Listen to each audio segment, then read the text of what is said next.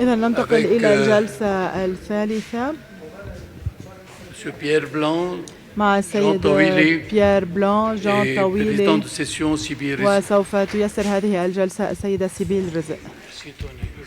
Bonjour à tous et merci de nous accorder encore votre attention parce que la matinée a été très riche. مرحبا مجددا mais وشكرا j'espère على que المثابرة vous êtes d'accord avec moi pour ne pas خصوصا بعد envisager la question économique et جلسات sociale sous un صباحية plan purement technique, غنية mais جدا. qu'il s'agit أعتقد bien أنكم entendu توافقونني d'une الرأي problématique بأننا عندما نتحدث عن الإشكالية الاقتصادية والاجتماعية نحن نتحدث أيضا عن إشكالية سياسية، لأنه ما هي الدولة غير مؤسسة قادرة على إدارة موارد المجتمع، واليوم غياب الدولة في لبنان هو السبب الرئيسي الذي ولد هذه الأزمة،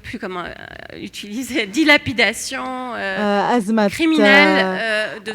الهدر الجرمي، هذا الهدر المجرم للموارد. وبالتالي نحن بحاجة إلى إصلاحات وبحاجة إلى تصور عن هذا النموذج الجديد والنظام الجديد الذي نريد أن نحققه، الذي نصبو إليه. معنا سيد جان طويلي وهو خبير مصرفي اقتصادي، والسيد بيير بلان أستاذ في جامعة العلوم السياسية في بوردو. جان سوف يتحدث عن النموذج الاقتصادي الذي نحتاج إليه لنخرج من الرأسمالية المريحة التي أوصلتنا إلى هنا. والسيد بيير بلان سوف يحدثنا عن الموارد وإدارة الموارد.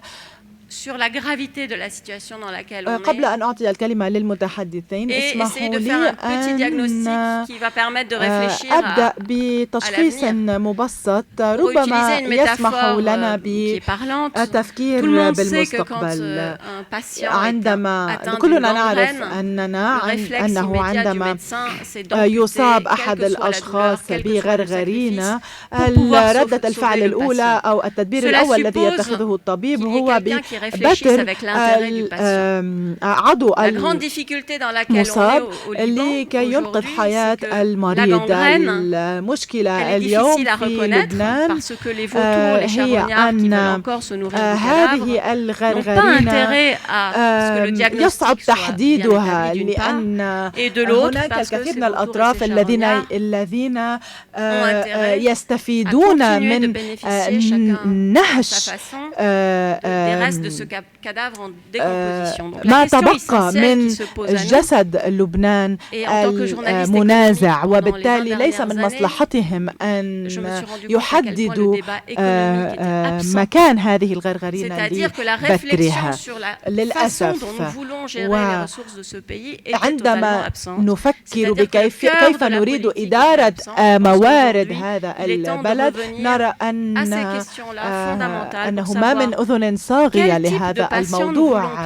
اليوم السؤال هو ما المجتمع الذي نريده، من هو هذا المجتمع، ما هي الموارد، كيف نريد أن نديرها، ما الذي تولده لنا هذه الموارد وحاليا لا تولد شيء. هذا ما سنحاول الإجابة عليه خلال هذه الجلسة. نبدأ مع السيد جان. شكرا سيبيل، مرحبا بالجميع. أود أن أشكر المتحدثين على مداخلاتهم في الجلسات الصباحية الذين سلطوا الضوء على كل مواطن الخلل، كان في الحوكمة، في نظام الحكم، وفي إمكانية الاستمرار في هذا البلد. ومع كل هذه الشوائب des chefs de milice نرى qui s'assoient sur une table لازلنا محكومين من أرباب الحرب من قادة الميليشيات هم يجلسون حوالي الطاولة بعد 15 عاما من انتهاء الحرب هم من يتخذوا القرارات بشأن إدارة الموارد بشأن كيفية إدارة البلاد وهذه هي النتيجة التي نعيشها اليوم عندما نحن اليوم خاضعون لطبقة سياسية تحاول إدارة موارد البلاد بشكل يخدم مصالحها الشخصية وحسب. في بعض الأحيان نسمع البعض يعتبرون أن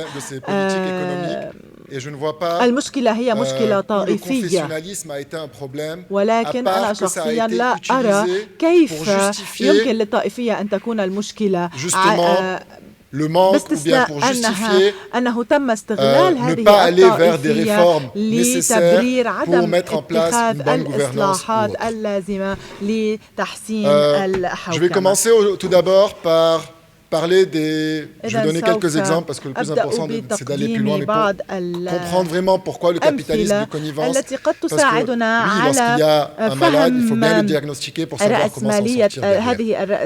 Le problème n'a jamais été l'économie libérale, comme beaucoup disent parfois, où on a entendu durant ces campagnes électorales, c'est le capitalisme ou c'est le libéralisme ou autre. Ça n'a jamais été ça le problème. Lorsque nous avons une politique budgétaire, lorsque nous avons les fonds de l'État qui ont été détournés vers des institutions publiques comme le CDR, comme le Conseil du Sud, comme le Fonds pour les déplacés et d'autres institutions publiques qui ont été créées, où il y a un homme politique, chef de milice, qui a son contrôle sur ces ressources-là, et qui derrière cette institution publique, elle sous-traitait le service ou le service qui devait être offert, ou bien la reconstruction ou autre, à une compagnie privée qui lui appartient ou qui appartient à son réseau clientéliste. C'était comme ça que ça se faisait.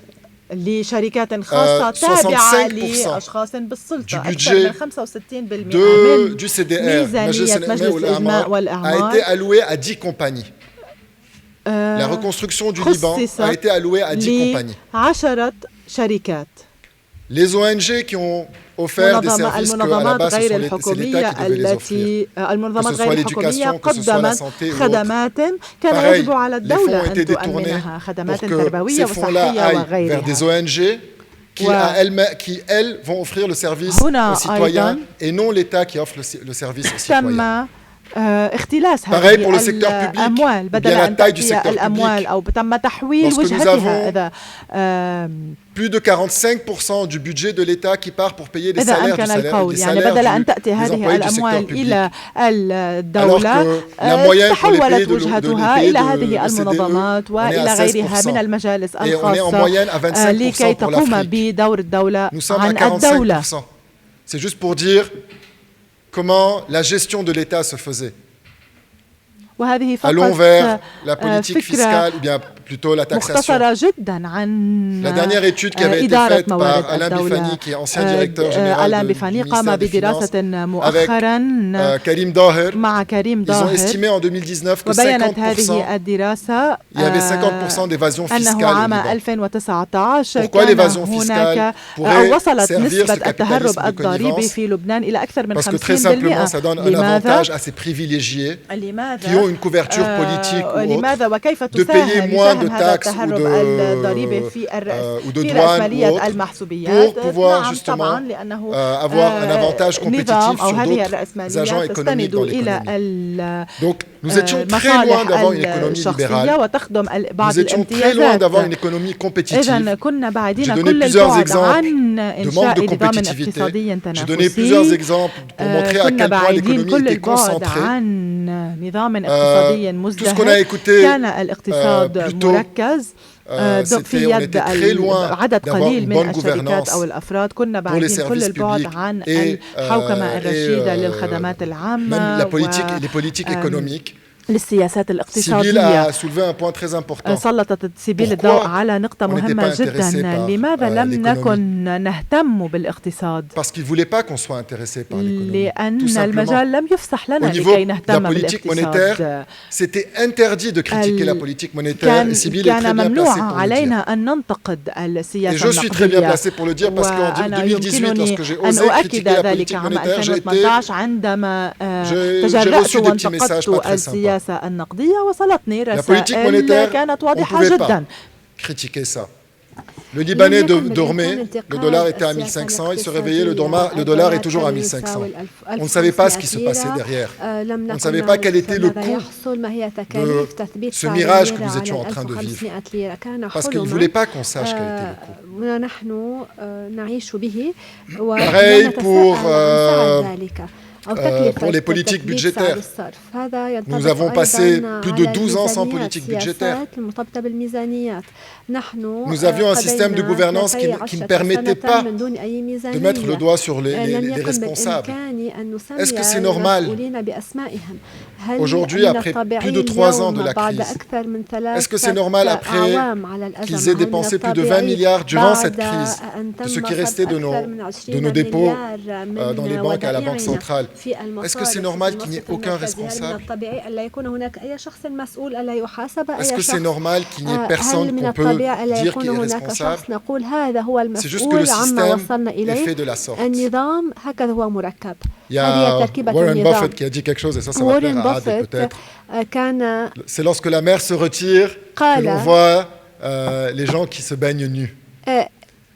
Aujourd'hui, lorsqu'il y a eu cette crise économique, et lorsqu'on a vu ce qui est en train de se passer, tout leur jeu s'est dévoilé.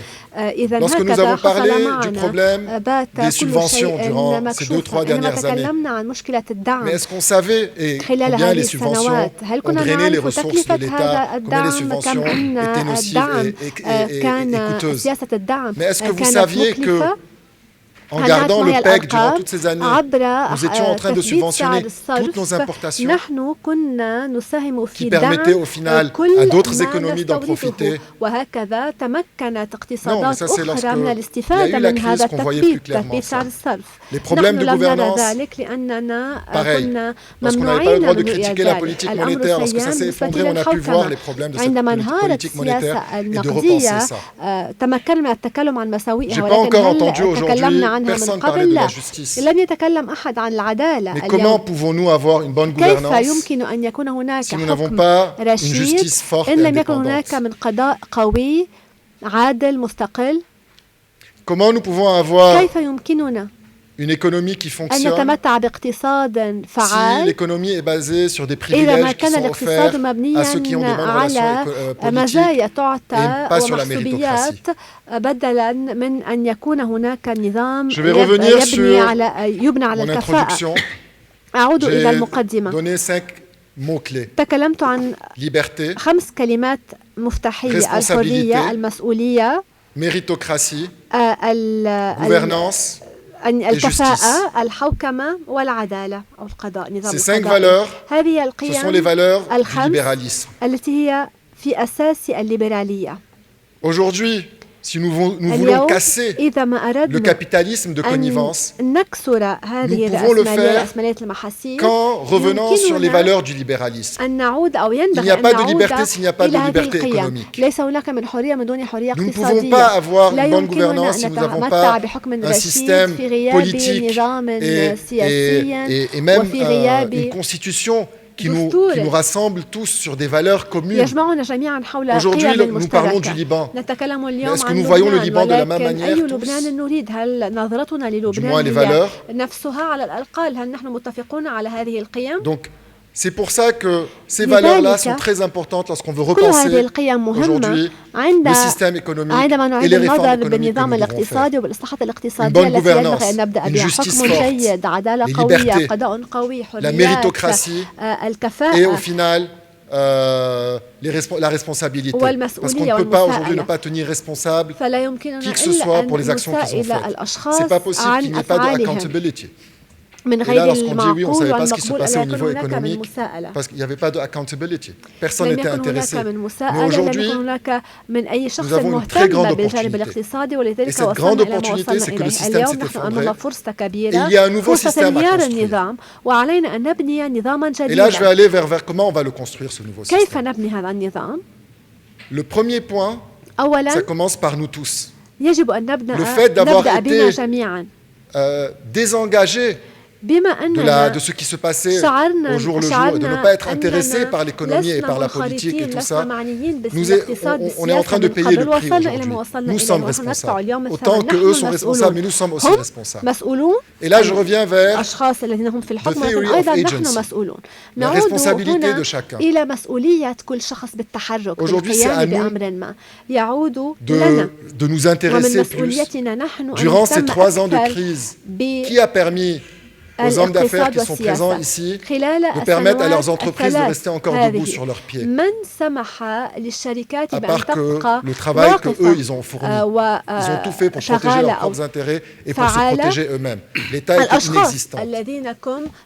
C'est pour cela qu'aujourd'hui, si nous voulons construire un nouveau modèle économique, on ne doit pas attendre quelqu'un pour le faire. C'est à nous de le faire.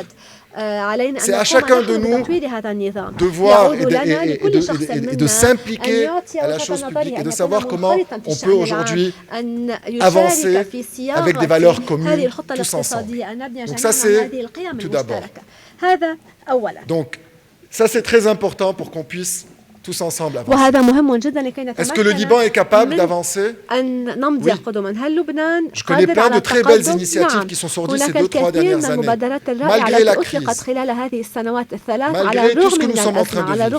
Il y a de très belles initiatives libanaises qui sont en train d'émerger. Il y a beaucoup de Libanais qui sont en train d'exporter leurs services vers les pays du Golfe ou autres, parce que justement la qualité de notre service est bonne. Donc si je veux résumer tout ça, pour ne pas rentrer dans les détails, mais aller directement vers le principal. Est-ce que l'économie libanaise a des avantages compétitifs sur lesquels nous allons pouvoir compétir avec l'étranger? Oui, nous en avons. Nous en avons principalement 4. Je vais les nommer et je crois que le prochain intervenant, M. Pierre Blanc, va peut-être s'attarder sur 2 de ces 4 avantages compétitifs. Tout d'abord, il y a les ressources naturelles. Là, je ne veux pas parler du gaz pour le moment, mais juste de l'eau. Nous avons de l'eau, nous avons beaucoup d'eau. Ça devient une ressource en manque dans la région, parce qu'il y a des pays comme la Jordanie qui est prête à racheter de l'eau de nous et de nous donner en contrepartie de l'électricité. Regardez ce que nous faisons sur ce point-là. Le deuxième point, c'est le climat et notre emplacement géographique. Notre climat et notre emplacement géographique qui nous permettent d'avoir des produits agricoles exceptionnels. Étant donné que je suis à Big Faya, je ne peux que parler du درراق de Big Faya qui est très cher à nos chiours. Donc, il y a une très grande économie agroalimentaire et agro-industrielle que nous pouvons exploiter et utiliser. Et là aussi, j'imagine, M. Blanc va en parler plus en détail. Je vais citer 2 autres avantages compétitifs que nous avons. Premièrement, nous avons, troisièmement, nous avons la diaspora libanaise. La diaspora libanaise est très importante. Je vais juste m'attarder un peu là. La diaspora libanaise, c'est elle qui, si nous voulons exporter un produit ou un service, c'est elle qui va nous aider en premier. Si nous voulons aujourd'hui investir dans le pays, c'est eux qui vont investir. Et c'est ça le plus gros challenge aujourd'hui. C'est de pouvoir transformer ces transferts de la diaspora au Liban qui viennent principalement aujourd'hui pour soutenir la consommation, qui viennent principalement pour aider leurs familles à consommer des produits qui sont importés. Donc ces dollars qui rentrent, ils ressortent. Aujourd'hui, si nous arrivons à créer un environnement compétitif et nous offrons des possibilités d'investissement, nous pouvons utiliser ces ressources-là et la diaspora pour venir et investir au Liban et permettre à ces dollars ou bien ces hard currencies, comme nous disons, de venir, de rentrer dans l'économie et de rester dans l'économie. Aujourd'hui, le dernier point, l'avantage compétitif, c'est le capital humain. C'est chacun de nous, une société plurielle, multi-confessionnelle, qui parle différentes langues, et je passe. Donc à partir de là, oui, nous avons une économie qui est compétitive. Et oui, nous pouvons aujourd'hui rebâtir une économie solide. Mais la question, c'est d'abord comment. N'oubliez pas les valeurs que j'étais en train de nommer qui vont nous permettre de désintégrer l'ancien modèle économique qui est l'économie de connivence et de rebâtir une économie qui ressemble aux vraies valeurs du Liban. Parce que toutes ces valeurs, ce sont nos valeurs. La liberté, c'est le Liban. Je pourrais aller sur du court terme, du moyen terme et du long terme. Qu'est-ce qui pourrait être fait au niveau monétaire sur le court terme? Qu'est-ce qui devrait être fait au niveau budgétaire sur le court terme, moyen terme et long terme? Mais voilà, je crois que dans ce contexte-là, je pourrais répondre à toutes vos questions ultérieurement. Mais c'était important juste de dessiner un peu les grandes lignes de ce nouveau modèle économique pour qu'on puisse se relancer وأن نفهم معالمه لكي نتمكن جميعا من أن نعيش فيه. شكرا جان. Si je puis me permettre, avant de te passer la parole, en termes de choix politiques aujourd'hui, parce que les axes que pose Jean suppose de réfléchir à l'après, comment on veut passer à l'après, mais il faut déjà sortir de la situation dans laquelle on est et qui est dramatique. Vous savez tous en quoi elle est dramatique, mais je voudrais attirer votre attention sur le fait qu'on n'est pas encore au fond du trou. Avant la crise, beaucoup de gens commençaient à en déceler كثر بدأوا يتكلمون عن الأزمة القادمة. بعضهم حذروا الآخرين، بعضهم حذر الآخرين، ولكن لم يقتنع الجميع. ولكن عندما وصلت الأزمة واليوم بعد 3 سنوات ما زلنا نحاول تفسير أسباب الأزمة لكي نحاول قدر الإمكان les discours de justification de ceux qui ne veulent pas en assumer les ce faisant, on n'aborde pas la question de savoir où on va. Or, nous avons un horizon de 8 à 10 mois avant l'épuisement total de nos ressources, c'est-à-dire les dépôts bancaires, qui étaient les dépôts de tous les Libanais et d'autres Libanais. Il n'en reste plus, on ne sait pas exactement, qu'une dizaine de milliards en liquidité à la banque. Cet argent, l'argent des dépôts, sert à quoi aujourd'hui? Sert à financer les importations du pays. تساهم في تمويل الواردات إلى لبنان. mécaniquement تلقائيا سوف تنفد هذه الأموال بحلول العام المقبل. حينها نكون قد بلغنا الحضيض، وحينها نكون قد وصلنا إلى مصرف مركزي منهار مفلس، ولكن نكون أيضا عاجزين عن تأمين الأموال لتوفير الخدمات الأساسية. نحن لا ننتج شيئا، نتكل على الاستيراد. هذا هو التهديد الفعلي، هذا هو التهديد الحقيقي. اليوم أكثر من أي وقت مضى من المهم أن نعي خطورة الوضع لكي لا ندخل فقط في الخطابات التي تركز على حماية المودعين. الودائع تستخدم كل يوم لشراء لدعم الخبز، وللخروج من هذه الأزمة علينا كما قال جان أن نركز على المساءلة، على المسؤولية، أن نقبل أن نقوم ببعض التضحيات لكي لا نقع في السيناريو الأسوأ، ولكي نتمكن من اتخاذ الحياة الذي يناسبنا الأكثر. دفع الضرائب هو في أساس قيام أي دولة. دفع الضرائب لكي نتمكن من اتخاذ الخيارات في الاستثمارات التي نريدها، هذا أمر ضروري لإعادة إطلاق اقتصاد منتج، لا سيما في الناحية من الناحية الزراعية، في القطاع الزراعي الذي تم التخلي عنه عن قصد إذا ما استطعنا القول. صباح الخير. أود أن أشكر الرئيس الجميل على هذه الدعوة. شكرا على دعوتي للمشاركة في هذا المؤتمر المميز في بيت المستقبل، وهو بيت مميز أيضا يجري فيه صياغة المستقبل. أود أن أشكر مايكل باور من كونراد أدناور شتيفتونغ. أود أن أشكر هذه المنظمة التي يرتبط اسمها باسم شخص مهم جدا، عريق جدا نستذكره عندما نتكلم عن بناء الدولة. في الوقت المخصص لي قبل الغداء، وأنا سوف أتكلم عن الزراعة، أود أن أعود إلى ما كانت تقوله كارول منذ قليل. تكلمت كارول عن توكفيل، وأنا أقرأ دائما من توكفيل. ما هو أساس الديمقراطية؟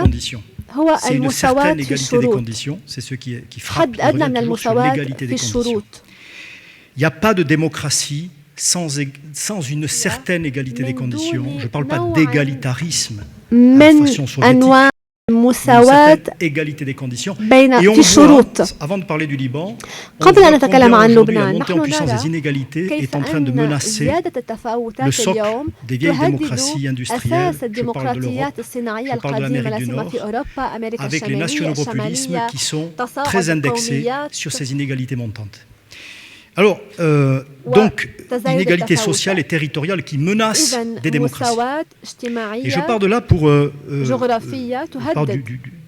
du risque en Europe et en Amérique du Nord pour revenir au Liban. Évidemment, le Liban n'échappe pas du tout à ces inégalités de conditions, qui entravent fortement l'émergence de sa démocratie, la confortation de sa démocratie.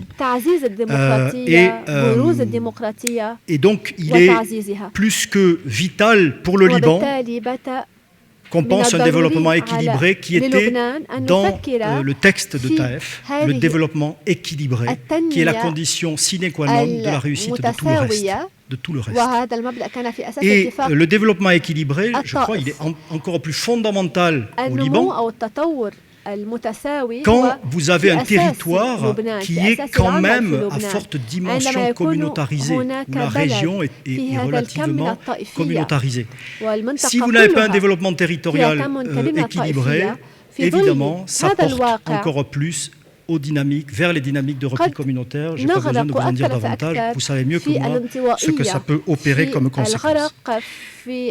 Alors, je ne vais pas parler du développement équilibré au Liban, évidemment, parce que je vois que je n'ai pas assez de temps.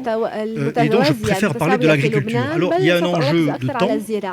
Il y a un enjeu peut-être de chercheurs. C'est-à-dire que choisir l'agriculture, ce n'est pas anodin. Parce que quand on parle de développement territorial, s'il y a bien un secteur qui dessine, qui fabrique le territoire, c'est l'agriculture. Je vous rappelle quand même que paysan, paysage, pays, il y a la même racine. C'est le paysage qui fait, c'est le paysan qui fait le paysage, c'est le paysage qui fait le pays. Donc, s'intéresser à l'agriculture, la remettre dans les priorités politiques, c'est aussi une condition sine qua non du développement équilibré et donc de la survenue de tout le reste. Donc il y a une justification scientifique à mon propos, une justification plus personnelle.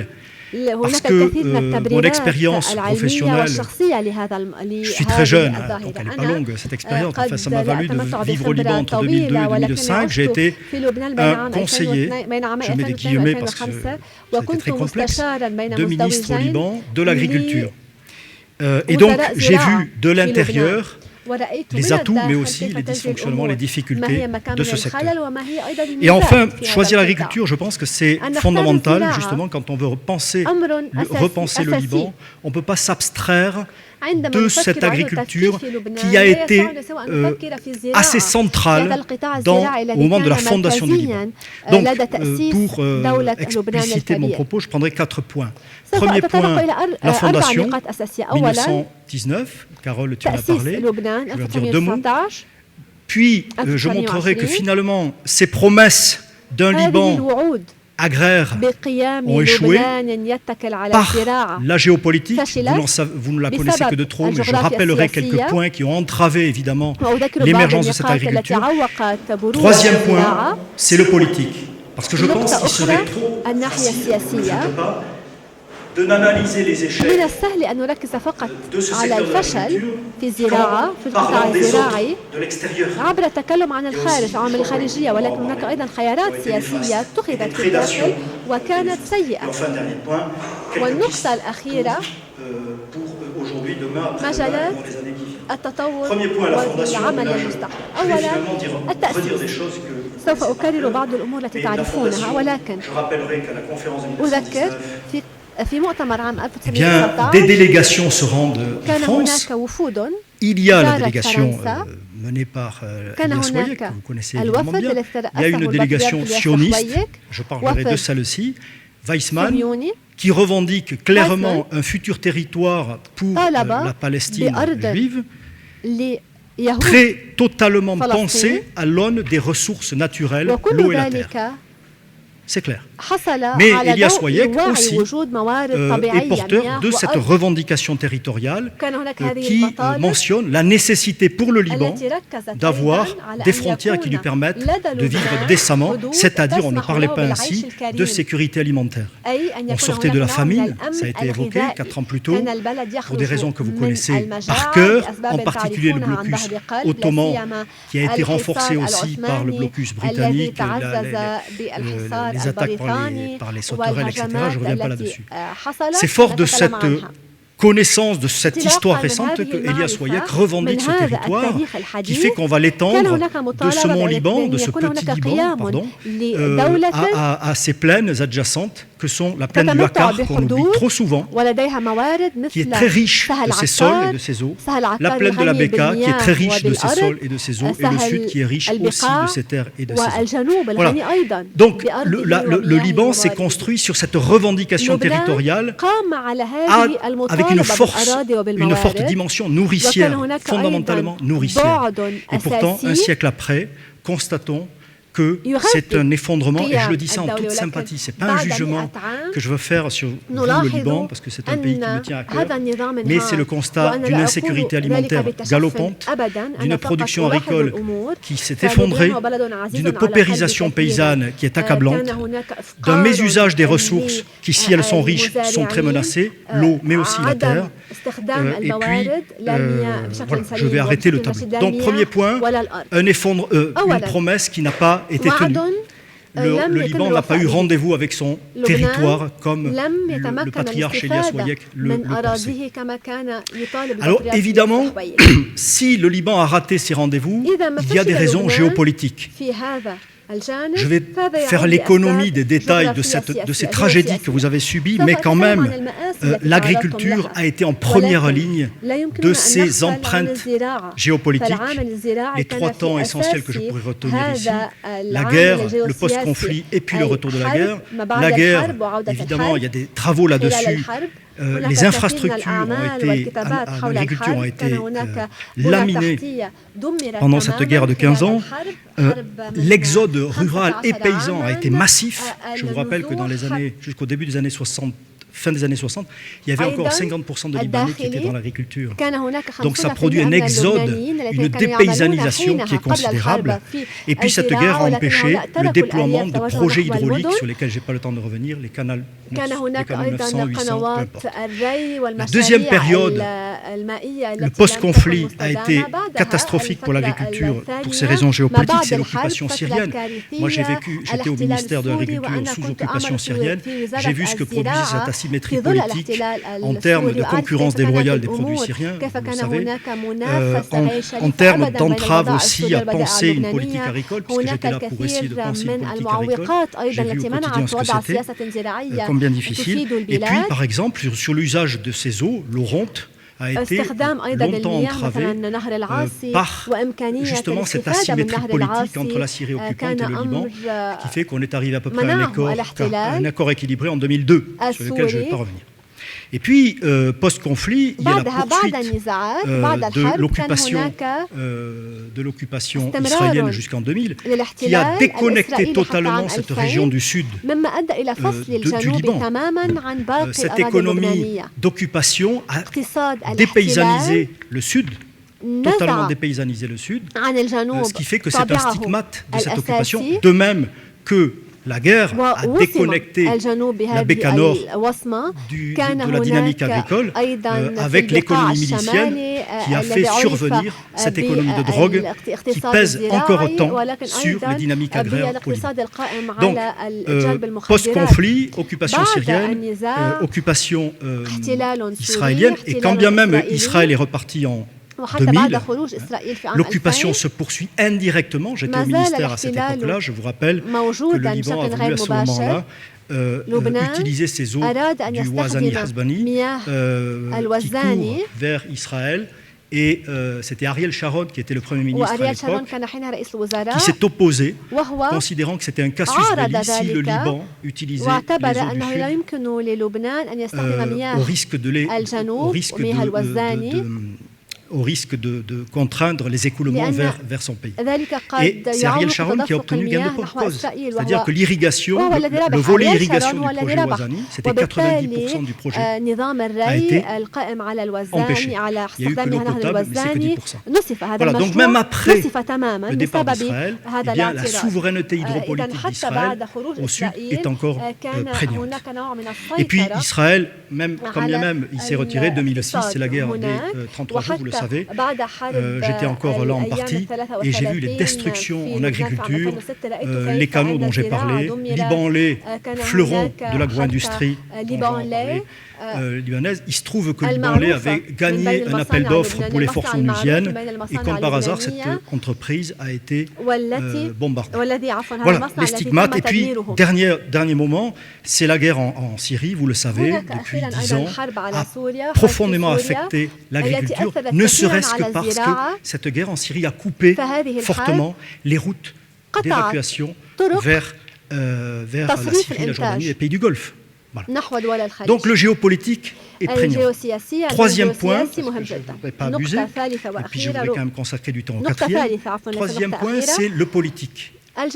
Je vais dire quelques éléments de ma réflexion sur le politique en essayant de parler entre amis, en essayant d'être direct. Le politique, c'est... alors, bien sûr, il y a deux dimensions dans le politique qui peuvent entraver l'agriculture. C'est la dimension institutionnelle. Mais là, je n'y reviens pas. Il y a suffisamment d'experts ici pour repenser le Liban, les institutions. Mais en tout cas, ce que je veux dire, c'est que l'agriculture, je l'ai observée au quotidien, elle est entravée par l'immobilisme politique, l'incapacité à porter des politiques publiques. Le deuxième point sur lequel je pourrais davantage parler, ce sont les choix de politique publique qui ont pu être faits, mais qui ont été dépravés. C'est le libéralisme. C'est le libéralisme. Alors,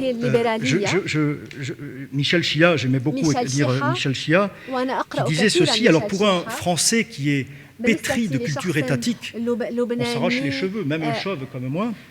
Et il disait ceci, ce n'est pas l'État et par l'État que les Libanais vivent. Là où l'État intervient inconsidérément, il fait la vie plus difficile. Et la gestion des individus au Liban est plus efficace et plus rentable que la gestion de l'État. Donc, il y a une distanciation de l'État. Et là, peut-être qu'on a un point de désaccord, mais on pourra en parler. Je pense qu'en tout cas, dans les processus d'émergence de l'agriculture, je pourrais faire la démonstration, l'agriculture américaine, européenne, n'ont jamais pu s'abstraire d'un fort appui de l'État.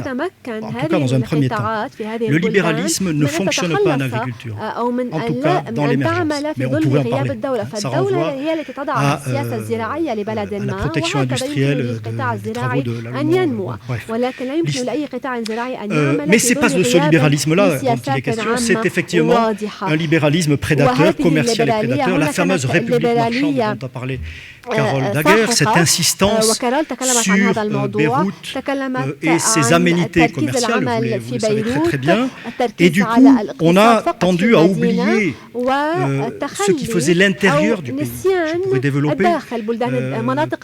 L'agriculture a été quand même oubliée. On s'est bercé d'illusions, je crois, au Liban, avec ce formidable essor de l'agriculture, enfin, cet apparent essor de l'agriculture dans les années 50-60. C'est-à-dire, c'était quoi cet essor? C'était certes quelques filières de l'agriculture qui profitaient de l'émergence des marchés du Golfe. Mais ça ne disait pas du tout la réalité de l'agriculture. C'est-à-dire que derrière la réussite, entre guillemets, de ces filières, de cette success story, il y avait une pauvreté agricole et rurale considérable. Parce que les problèmes n'avaient pas été, je crois, résolus. Et d'ailleurs, cette paupérisation rurale, elle va être prise en considération par Fouad Chehab, on le sait, on a beaucoup parlé, qui a bien conscience que l'instabilité de 1958, elle a aussi un arrière-plan socio-économique. Et vous savez, il convoque la mission IFED, Père Lebré. J'ai dévoré les 3 tomes. Alors, autre anecdote, je les ai récupérés au ministère de l'Agriculture. Ils étaient par terre, ils allaient être jetés dans une poubelle. Donc j'en ai fait mon bonheur et j'ai pris ces 3 ouvrages qui sont remarquables sur ce que les préconisations, d'abord le diagnostic de ce qu'était le Liban et les préconisations qui étaient faites. Alors, dans ces 3 volumes, il y a beaucoup de choses. Et il revient sur la prééminence de Beyrouth et de son hinterland immédiat, le Mont Liban. Il ne dit pas qu'il faut vider le Beyrouth et le Mont Liban de sa substance, mais il dit à un moment donné dans le rapport s'il faut garder au maximum des activités de services particulièrement profitables, il faut en même temps développer au maximum les ressources naturelles, principalement celles du sol et de l'eau. Et derrière, il y a des offices qui sont créés, il remet l'État au centre des politiques publiques. C'est fondamental. Peut-il y avoir des politiques publiques sans État? C'est un peu stupide, mais il remet l'État comme moteur et il y a des offices qui sont créés, vous le savez bien, et il y a un essor de l'agriculture. Mais derrière, finalement, la dynamique n'est pas reprise en termes de politique publique. Et ces questions sociales et économiques qui ont trait à l'agriculture ne sont pas fondamentalement résolues. J'en cite par exemple une. On a parlé de ressources, l'eau, mais la terre, la question de la terre n'a jamais été réglée au Liban. La question de la grande propriété n'a jamais été réglée au Liban. Or, dans le voisinage, elle a été en partie réglée, mais pour pas être provocateur, je vais plutôt parler de l'Europe. Par exemple, moi j'ai beaucoup travaillé sur la question de la terre. C'est un moteur de l'instabilité politique dans le monde. Partout, on trouve cela. Et ce que je remarque, c'est que par exemple, en sortie de dictature en Italie, au Portugal et en Espagne, la première chose qu'ont fait les États démocratiques, ils ont fait une réforme agraire. Parce que dans les moments où la société était rurale, ce qui était vecteur de l'inégalité économique, c'était la terre. Et ça n'a pas été résolu au Liban. Et ça a nourri l'instabilité, évidemment. Je ne vais pas vous faire l'affront de reparler de la guerre et des causes, que vous connaissez mieux que moi. Mais cette dimension sociale a nourri le mouvement des déshérités, soyons clairs. Et derrière, Amal, le Hezbollah, disons les choses. Voilà. Donc, on en arrive, après la guerre civile, bien sûr, les dégâts, j'en ai parlé, on est revenu sur ce projet de république marchande, avec surinvestissement sur Beyrouth, dans le cadre de la Deuxième République, Rafik Hariri, le surinvestissement sur... et j'étais ici au Liban en tant que conseiller, j'ai vu l'oblitération de l'agriculture une fois de plus. Et plus encore, eu égard au modèle de croissance économique, eh bien, on a empêché très fortement une agriculture de se développer, ne serait-ce que le choix financier qui a été fait, l'articulation de la livre libanaise au dollar, la politique de taux d'intérêt. Quand vous avez des taux d'intérêt à 8-10%, l'agriculture, ça n'est jamais rentable aussi. Bref, en sortie de guerre, on n'a pas du tout préparé les agriculteurs à l'ouverture qu'on a faite, libérale, entre guillemets, le commerce, c'est-à-dire l'accord Taïsir, le GAFTA, et l'accord avec l'Union européenne, c'est-à-dire qu'on a exposé ces agriculteurs qui n'avaient pas été très bien accompagnés à cette concurrence internationale. Voilà, d'échec en échec ou de rendez-vous manqué en rendez-vous manqué, on en arrive à cette, et plus les aspects géopolitiques, on arrive à ce que je disais en introduction. Alors pour finir, quatrième point, comment reprendre les choses? Alors, sur ce secteur, c'est un enjeu de développement équilibré, j'y reviendrai, on ne va pas viser l'autosuffisance au Liban, ce n'est plus possible. 4 millions d'habitants sur des terres agricoles qui sont limitées, on ne peut pas. On ne peut pas non plus repenser un basculement paysan, la société est tertiarisée, il ne s'agit pas de dire n'importe quoi. Par contre, l'agriculture peut avoir une contribution considérable à l'avenir du Liban. Sur le plan environnemental, c'est quand même l'activité qui utilise le plus de ressources en terre et en eau. Tu parlais de l'eau, Jean, mais l'eau au Liban, arrêtons de nous dire que c'est un patrimoine considérable. Elle est menacée. Il y a des rabattements de nappes aujourd'hui, il y a des pollutions de nappes parce que l'agriculture n'est pas accompagnée aussi. Donc l'agriculture ménage les ressources. C'est un enjeu social évidemment parce que cette agriculture, elle assure quand même le revenu de paysans qui trouvent un moyen de leur sécurité alimentaire et puis elle contribue à la disponibilité alimentaire et donc à la sécurité alimentaire des Libanais. L'agriculture a une dimension identitaire, je pense que c'est important, mais identitaire qui subsume toutes les identités. Parce que, encore une fois, l'agriculture façonne le paysage et cultive le goût. Or, les paysages et la cuisine, ce sont deux éléments d'une identité au-delà des singularités communautaires. Donc, derrière cette agriculture qui contribue au paysage et au goût, eh bien, on peut, je crois, contribuer à améliorer le lien entre les Libanais et leur territoire, et entre la diaspora et le territoire. Donc, il y a un fort enjeu identitaire.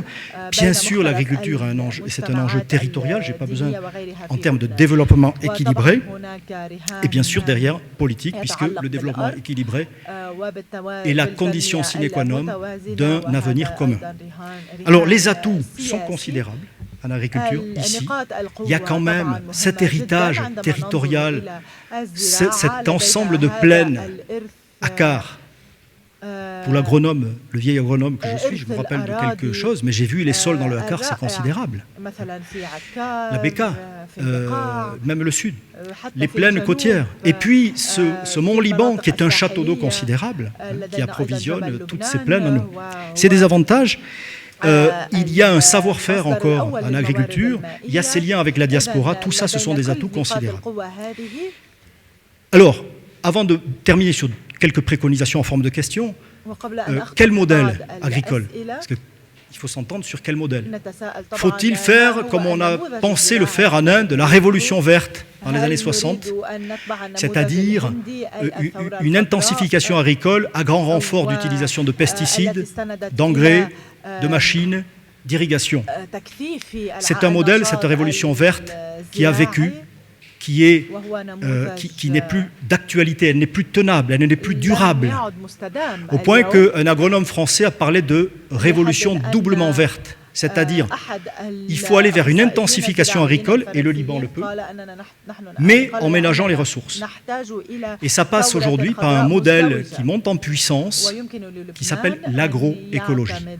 L'agroécologie, c'est un modèle qui peut totalement correspondre au Liban. C'est quoi l'agroécologie? Eh bien, c'est pas produire moins, c'est produire peut-être plus, mais mieux.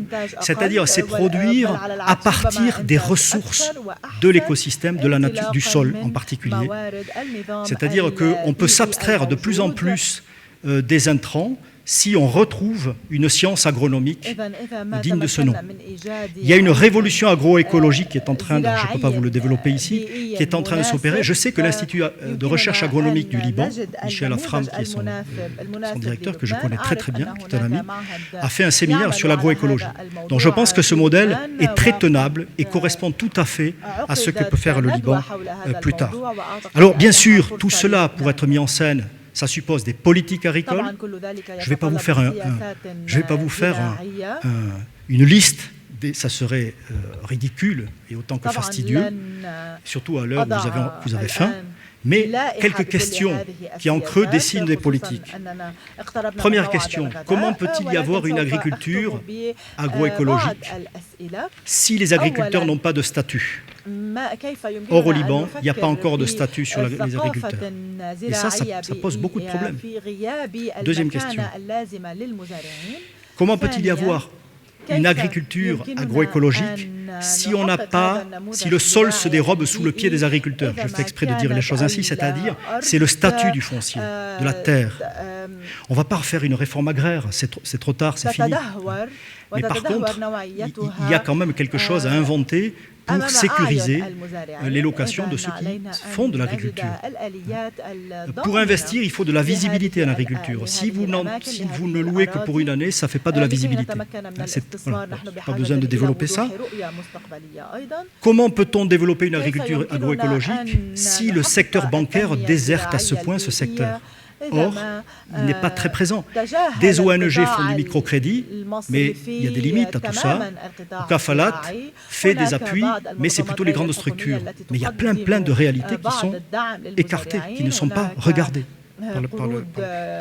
Je vais conclure. Comment peut-on, je finis avec deux questions, comment peut-on concevoir une agriculture agroécologique si l'accompagnement des agriculteurs est à ce point failli? Je parle par exemple du ministère de l'Agriculture, dans lequel j'ai été, j'ai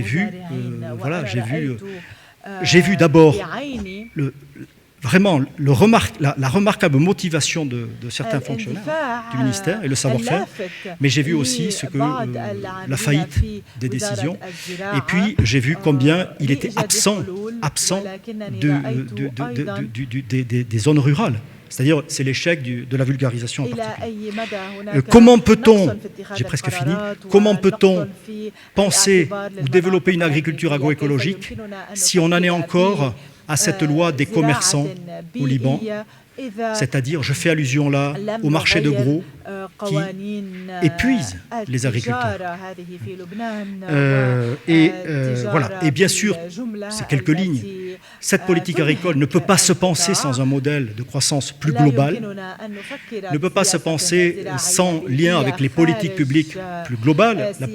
L'industrie, par exemple, il y a une complémentarité, tu l'as dit Jean, entre l'agriculture et l'industrie. Je pense que l'agrotransformation au Liban peut être un vecteur d'avenir. Je pense que même l'industrie agroalimentaire libanaise pourra tirer son épingle du jeu dès lors que la Syrie va redevenir un pays agricole. C'est-à-dire qu'il peut y avoir une complémentarité entre le Liban et la Syrie. Et bien sûr, tout ça renvoie à l'État, à la question budgétaire dont tu as parlé, à la fiscalité. Il n'y a pas d'avenir possible pour une agriculture s'il n'y a pas une justice fiscale. Et je vous remercie. En tout cas, je pense qu'on peut avoir un désir d'avenir par l'agriculture comme il y a eu un désir d'avenir en 1919 avec Elias Wayek. Je vous remercie. Donc, juste très rapidement pour clarifier un petit point, parce que je suis sûr qu'il n'y a pas de désaccord avec M. Blanc. Mais lorsque j'étais en train de parler de libéralisme, j'ai parlé des valeurs sur lesquelles doit être basé le libéralisme. Et j'ai montré que le système libanais était basé sur l'opposé de ces valeurs-là. Donc, on n'a jamais eu un système libéral. Parce que le plus important ici, c'est de savoir que le libéralisme ne veut pas dire chacun fait ce qu'il veut. Non. Et là, je vais me permettre de répondre à le rôle de l'État lorsque je pense à ces valeurs-là, les valeurs de responsabilité, de méritocratie, de gouvernance, de justice. Donc l'État devrait être éventuellement un facilitateur, l'État doit être un régulateur, mais l'État ne peut pas être un acteur dans l'économie. C'est ce que ça veut dire. À savoir que le Liban, il faut savoir que l'État, même dans l'agriculture, a été acteur et l'est toujours. Jusqu'à aujourd'hui, il y a des produits où nous n'avons aucun avantage compétitif, que ce soit le tabac ou bien que ce soit les cannes à sucre et autres, où l'État subventionne encore ces produits-là, alors que nous n'avons aucun avantage compétitif. Ça n'est fait que pour des privilèges. Ce n'est pas fait sur les valeurs dont j'étais en train de mentionner. Donc c'est pour cela que je voulais juste préciser ce point-là, parce que je suis sûr qu'on est d'accord sur ça, comme quoi ça doit être... Au contraire, il y a un rôle de l'État, mais le rôle de l'État n'est pas d'influencer, enfin pas d'influencer, mais d'intervenir et de donner des privilèges à quelques acteurs que ce soit, mais d'intervenir de la même manière pour tout le monde, que tout le monde soit traité de la même manière, d'une manière égale, et la méritocratie est le seul privilège dont n'importe quel agent économique pourra bénéficier. Voilà, c'est tout. Merci. Merci à tous les deux. Je vais vous donner la parole. On aura 10 minutes de questions-réponses. Juste un petit point aussi d'entrée par rapport à cette question de la valeur de la terre au Liban. Et là, je ne suis pas tout à fait d'accord avec Jean. On ne réfléchit pas en termes de valeur productive de la terre.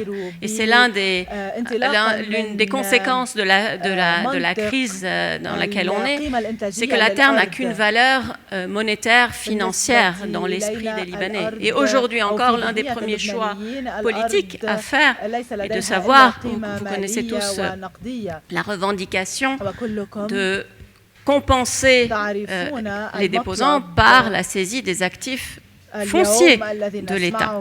Donc on est encore dans une logique financière, une valorisation purement financière d'actifs, alors que des actifs fonciers, publics et privés, ont évidemment un rôle social et économique majeur. Et c'est ce à quoi on est appelé à réfléchir tous ensemble.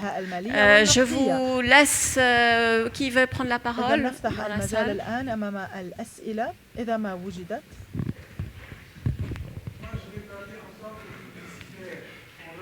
نرجو استخدام الميكروفون. Exemplaire de Rethinking Lebanon. Je vais demander au président Jmaïl. Prenez le micro. La suite de ça d'être rebranding Lebanon. عذرا لا يمكننا ترجمة السؤال لأن المتحدث لا يستخدم Il faut un rebranding Lebanon.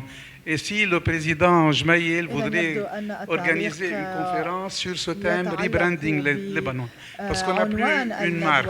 Le Liban était une marque excellente, maintenant elle est une marque catastrophique. Il faut rebrander le Liban. بعنوان ريبراندينج لبنان إعطاء علامة مسجلة جديدة للبنان لأن لبنان خسر علامته الخاصة.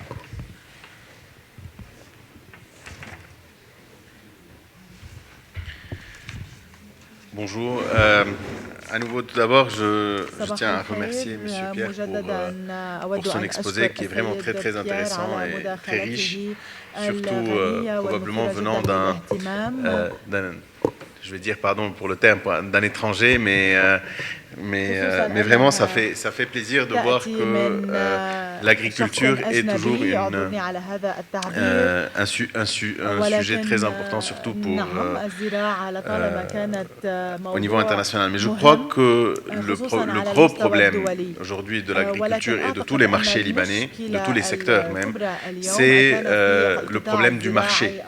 Aujourd'hui, le Liban, l'agriculture libanaise peut subvenir à nos besoins probablement plus ou moins, mais l'intérêt économique de l'agriculture est un intérêt négatif parce que le marché libanais est un marché très réduit et le marché international est un marché aussi plus ou moins fermé, surtout après la fermeture de l'Arabie Saoudite, des frontières de l'Arabie Saoudite vis-à-vis des produits libanais, a créé un grand déséquilibre.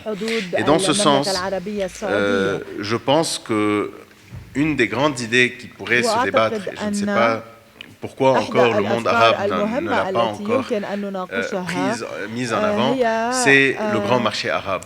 Et à mon avis, il faut arriver à un moment ou à un autre, s'il faut véritablement créer une paix sociale entre tous les peuples arabes. Et avant que ça ne soit une paix entre les régimes, et pour créer une véritable démocratisation internationale et une démocratisation arabe, pour créer cette stabilité arabe et cette stabilité régionale, il faut commencer aussi à réfléchir sur une certaine égalité régionale. Et à mon avis, le Libanais a énormément d'avantages dans un marché communautaire ou un marché régional. Tout simplement parce que le marché régional aujourd'hui comporte plus de 950 millions d'habitants et d'un autre côté, la plus grosse production d'idées, de services, d'agriculture, d'industrie, et tout ça se fait au Liban. Donc il serait intéressant aussi de pouvoir placer le Libanais et placer l'économie libanaise dans sa globalité. Et je crois que le secteur privé a déjà fait ce bond en avant. Le secteur privé a dévancé les Libanais, a dévancé l'État, a dévancé tous les États arabes. Et aller s'exposer. Le secteur bancaire, par exemple, peu importe s'il a réussi ou pas, mais le secteur bancaire est allé se développer en Turquie, en Égypte, en Jordanie, dans les pays arabes, etc. Les avocats, les architectes ont créé une expansion automatique et sont allés se développer dans ces pays. Toutes les sociétés aujourd'hui libanaises, la plupart des sociétés libanaises ont fait une expansion vers les pays du Golfe.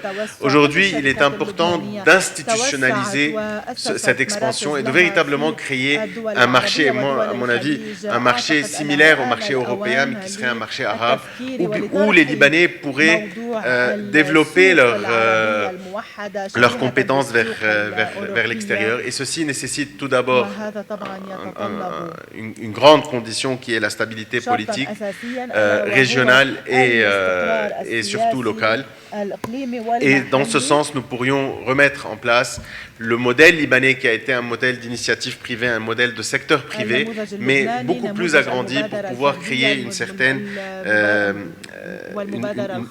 stabilité économique. Le Liban, si vous regardez bien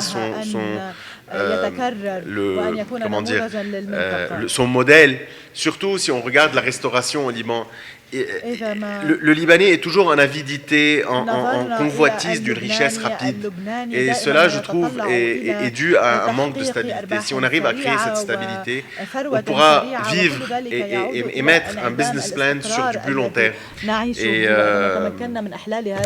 donc, voilà, je propose vraiment ce plan parce que je considère que la survie du Liban est en s'ouvrant vers l'extérieur et non pas uniquement en regardant le côté interne. Merci.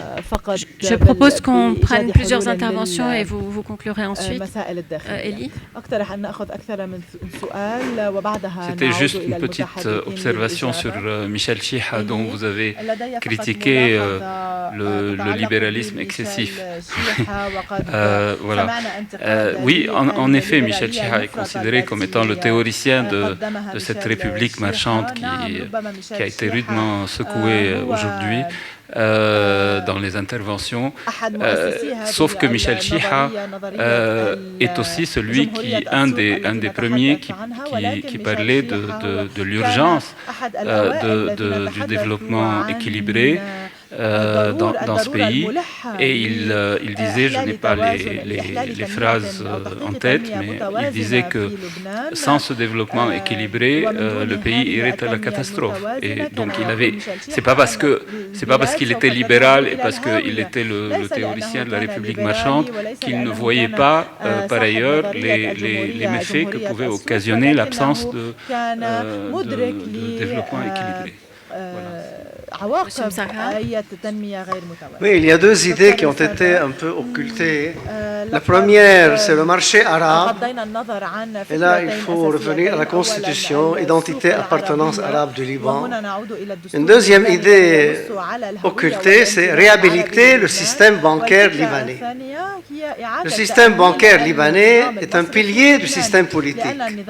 Il y a un travail absolument extraordinaire en 1985 de Thomas Moore qui montre, avec des chiffres et des données, comment le système bancaire libanais a survécu à la crise politique et comment même il était un substitut à la situation politique. Il faut vraiment relire ce travail. C'est vrai qu'on a besoin de nos dépôts, les banques ont fait beaucoup de corruption. Le système bancaire libanais, pour plusieurs raisons, est un pilier du système politique libanais. Brian. Je voudrais revenir sur ce que tu as dit concernant le scénario catastrophe possible qui pourrait survenir dans 8 à 10 mois,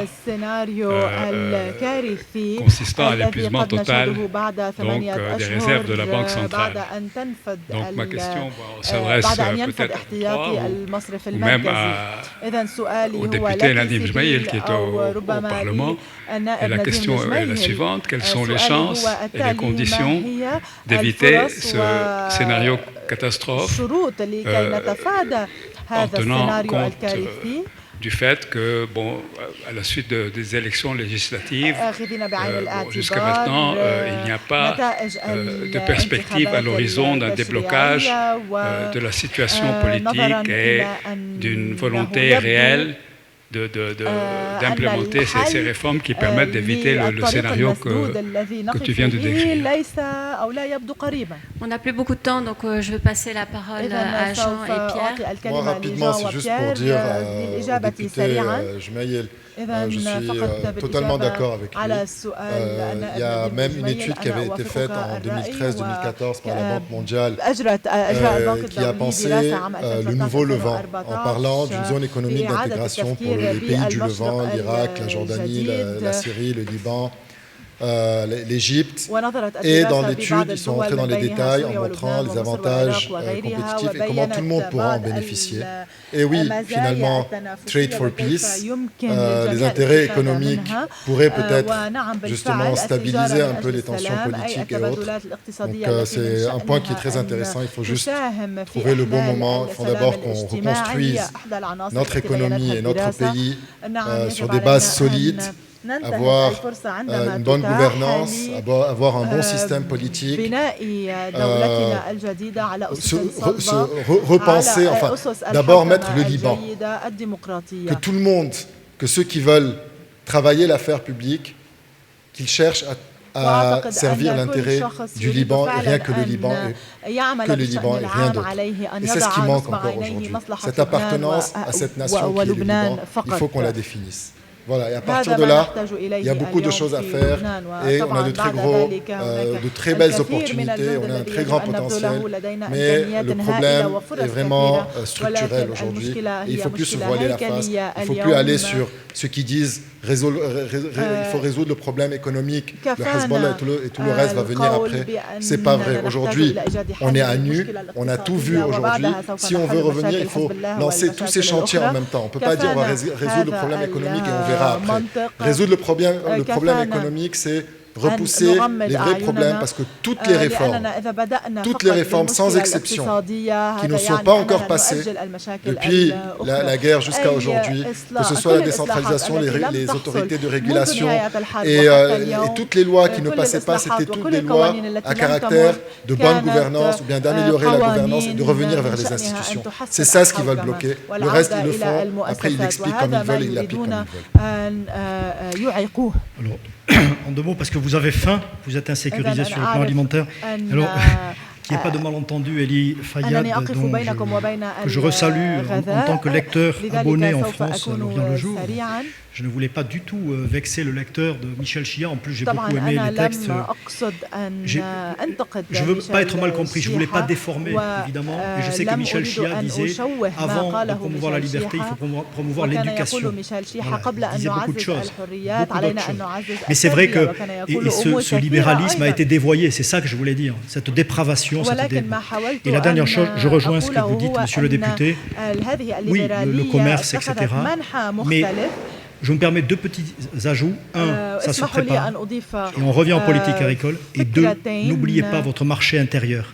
Alors je sais que pour vous, au Liban, commercer, c'est forcément commercer avec l'international parce que vous avez une longue tradition, mais n'oubliez pas votre marché intérieur. Alors aujourd'hui, je sais qu'il n'est pas solvable et qu'il faut trouver des opportunités ailleurs, mais il y a quand même 4 millions de personnes.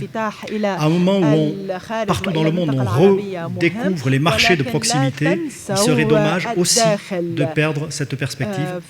Il y a aussi un marché intérieur au Liban, mais ça se prépare. Merci en tout cas. Merci à vous deux. On va conclure. Permettez-moi juste de dire en réponse à M. Msara et Ibrahim, c'est malheureusement pas on n'a pas la possibilité d'entrer dans qu'est-ce qu'il faudrait faire aujourd'hui, mais certainement les banques doivent survivre au système politique libanais qui est composé de banquiers et d'hommes politiques, et c'est les banques qu'il faut sauver et non pas les intérêts stricts des banquiers. Il me semble que c'est le point de départ. Alors, avant de passer à table, donc je vous invite, Monsieur le Président Jmaïel m'invite à vous dire que vous êtes invité donc à déjeuner tout de suite. Ce sera un self-service et pendant le dessert, Monsieur Mohamed Shamseddine va commenter les résultats des élections législatives et remettre un document par la suite. Donc nous attendons son intervention et ensuite les débats reprendront à 15h30 précise avec la dernière session avec Monsieur Chanulo, Monsieur Joseph Maïla et la séance sera présidée par Albert Costagnan. À tout à l'heure. Et merci aux intervenants, excusez-moi.